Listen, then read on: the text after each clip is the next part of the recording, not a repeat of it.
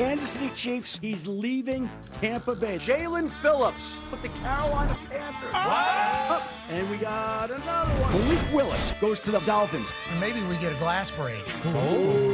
Shefty tweet! We have some breaking news as we speak. Schefter can. I like that. I feel like I'm doing Nightline from the Thunderdome. That was quite a frenzy yesterday.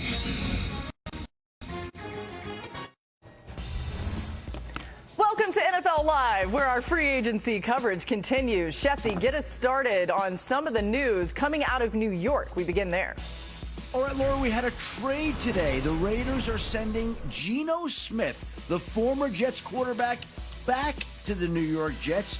It's a pick flop. The Vegas Raiders receive a 6th-round pick, and the Jets get Geno Smith in a 7th-round pick. They've already restructured his contract. The Raiders will pay the bulk of it. The Jets will carry essentially veteran minimum, and they now have an added quarterback. Romeo Doubs, the former Packers wide receiver, winds up with the New England Patriots on a 4-year deal worth up to $80 million. Have been in talks with the Commanders. The Patriots opted to go to New England to reinforce their wide receiver room after they moved on from Stephon Diggs last week. New England needed receiving help. It got some today. And it also bolstered its offensive line with the addition of Elijah Vera Tucker, the former Jets offensive lineman and 1st-round pick who agreed to a 3-year, $42 million contract. When he's healthy, he is superb, but he has struggled to stay healthy.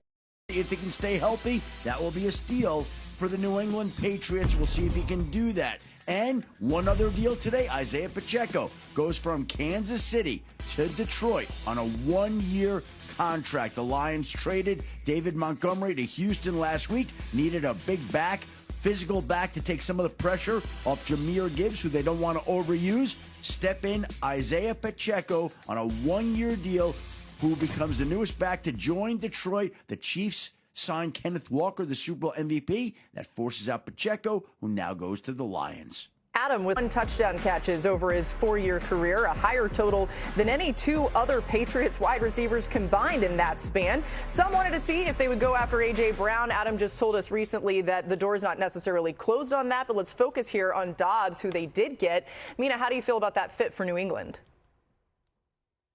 I love it. I mean, he's not the #1 prototypical X receiver that the Patriots fans and organization have been waiting for. But I think he's an excellent replacement for Stephon Diggs, who was incredibly productive in this offense last year. In terms of being a sharp route runner, he's really good on intermediate routes, similar to Diggs. He's 12th in yards per route run, tied with Diggs actually last year. He is a red zone threat in Green Bay. He was consistently productive in the end zone. And I think just a reliable target for Drake May, which is what they need. So, again, as a replacement for Diggs, I like it. It does not mean they should not continue to be active in the receiver market, either with a trade or in the draft. But I do think it is good value for who's a player in Doubs who has proven to be a solid veteran. Yeah, I love the fact that you said a reliable wide receiver, because you look at the suddenness of a guy like Romeo Doubs, the way he gets off of the line of scrimmage and create space and get open. I think that's a weapon that for Drake May as a quarterback, that's a guy that you can trust. And that's what Stephon Diggs was able to bring to the offense. So I think as they move forward, the combination of him, and then on the other side, you have Kayshon Boutte, a guy that got down the field and became the vertical threat for them a season ago. Now you mix in a guy like Romeo Doubs, where one guy is over there taking a safety or taking the top off of a defense, and another guy's getting open underneath, creating that space. So the combination of those two guys will work hand in hand, and also having Hunter Henry, a reliable tight end, I think it's the right move for New England as they continue to progress and improve as a football team. Yeah, the mix is so important, right, in that room in particular. You got to kind of build it like a basketball team. You got to have guys who have complementary skill sets. You can't have everyone who looks exactly the same. Romeo, quite honestly, though, has a little bit of everything. He could play the X, he could play the Z, he could play the slot. He could run routes out of the backfield. Yeah. He can be a catch-and-run guy. He can be a 50-50 ball guy. So he really is. You may not look at him in the wide receiver picture overall in the league as a true #1, but he has #1 versatility. Let's put it that way, because that's what all #1s have. You can line them up anywhere. He can do that. He may not be the top end guy, but this is, without a doubt, a level up for them in that wide receiver room and just what they needed because he fits with everyone else. Diggs was the only Patriot with even 600 receiving yards last year. He's going to be cut. Dan, how much of an impact do you see Doubs having on this offense, and specifically Drake May and his development that you want to see next season? I think it changes the way they can play offensive football. I love Romeo Doubs. I think it's a significant loss for Green Bay. The 4 young stars that they have that are really skill position guys are their future.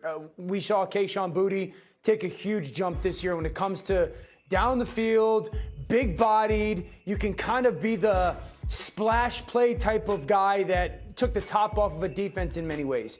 And then you think about Travion Henderson, who's going to be their second-year back that became of their run game and their explosive element in the run game. Kyle Williams and the one-on-one take your shot down the field guy. And now Romeo Doubs, and Lewis is right, and so is J-Mac and MK on what he is. Do you get open at the line of scrimmage? He does. Do you get open at the top of routes? He does. Do you catch the ball on a consistent and strong basis with your hands? He does. I think, and if you think about Josh McDaniels in New England as their play caller, he's always notorious for, I don't need 1, I need 4 or 5. That's kind of the way he goes about calling his offense. It's matchup based. It's matchup based. This is another matchup weapon for this offense, and I love it. Yeah, and Dan, all those guys you're talking about, they're 25 or younger. A lot of youth there. Just quickly, Lewis, when you think about where they're going to pick, I mean, success in the NFL means you don't necessarily have the highest picks, but there are a ton of great wide receivers in this draft. They pick at the end of the first and the second round. Can they find some of the weapons that Mina's talked about it too there in the draft to make this team better? You absolutely could. I mean, just think about the wide receiver from Washington, a guy like Denzel Boston, who would be another guy who's a different profile than anybody they have. He kind of looks like Matt Collins, but he's a much better route runner, a guy who can go in the slot and absolutely break you down, break your 5th defensive back down like nobody's business, run after the catch, contested catchability down the field. Yeah, they'll be able to get great value down there. It'll be interesting to see what they do with that pick right there, because the board can fall in so many different ways, as you know. You're just kind of like sitting back chilling for about 2 hours until you go, man, a lot of the guys that we thought we were going to get aren't even here. So it'll be fun for them, but it's good to be picking late in the first. Yeah, or I don't know, Dan. Maybe there's somebody there that they're really excited about. They're obviously going to be aggressive in trying to make sure they get back to the Super Bowl.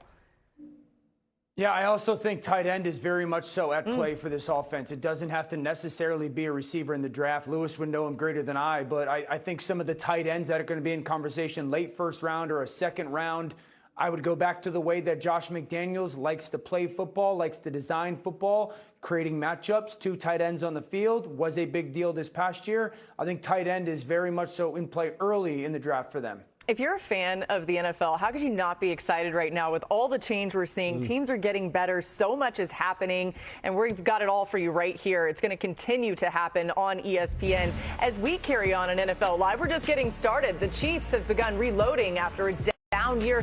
Will it be a quick turnaround in Kansas City? You don't want to miss what Travis Kelce had to say earlier on the Pat McAfee Show. Plus, quarterbacks on the move this offseason, but some big names are still available. Where might Kyler Murray end up? Adam Schefter rejoins with all the latest news. Don't miss it. We'll be right back on ESPN.